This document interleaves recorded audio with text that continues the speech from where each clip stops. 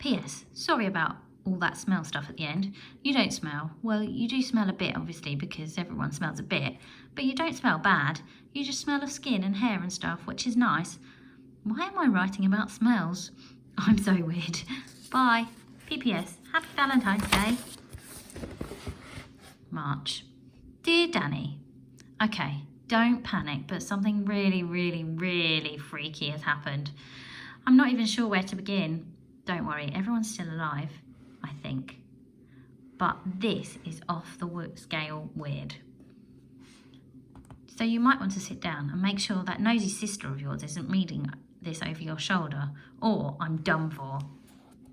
It all started last night on Parents' Evening. Remember how annoying Parents' Evenings used to be before I came up with the genius plan that we should always blame each other when we got caught doing something cheeky?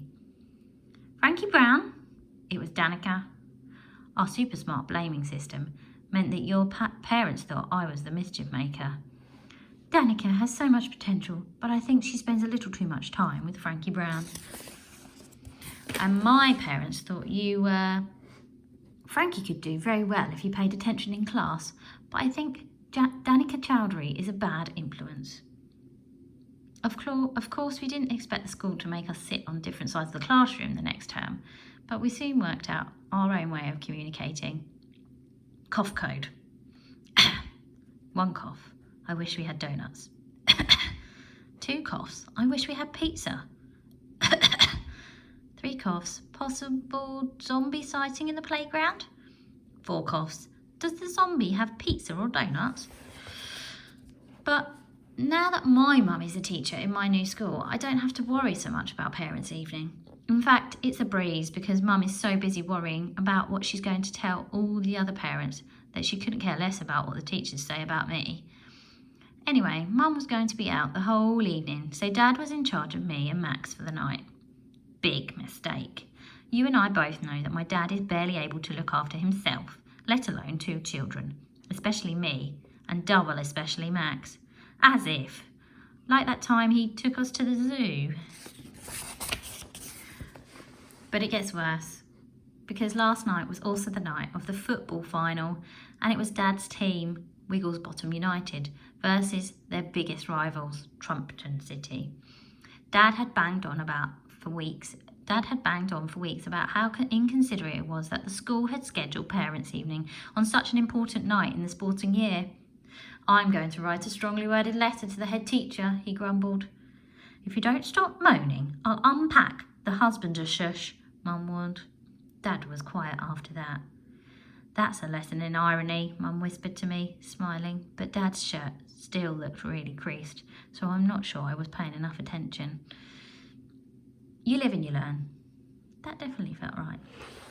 Anyway, back to last night. Picture this. Mum was out, the football was on, Dad was dressed in full Wigglesbottom kit and head to toe. You know, the one that's totally brown. Brown shirt, brown shorts, brown socks and brown shoes. Dad says they chose brown, so they don't need to clean the mud off their kit in the winter. Apparently, it saves a fortune on the cleaning bill. And we had ordered freaky pizza. Extra cheese for dinner. So Dad didn't have to worry about working Mum's latest invention, the dinner-o-matic.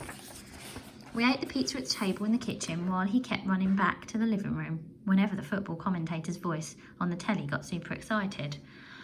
I don't see the point in those commentators being there. They just say the exact same thing you're watching. I'm glad they don't have them on zombie movies. And even more relieved, your nosy sister's soppy rom-coms don't have them. I guess things weren't going great with the football because Dad kept shouting things at the TV like foul and offside, and even I could have scored that, as well as some words that I definitely can't write down. I didn't have the heart to tell him that it didn't matter how loud he shouted, the players couldn't hear him. He's 34 and should really know how the TV works by now. Here's where it all started to go wrong. I reached for another slice of pizza and noticed that Max had turned red. Not just a little bit red, I mean proper red, like his face was going to pop.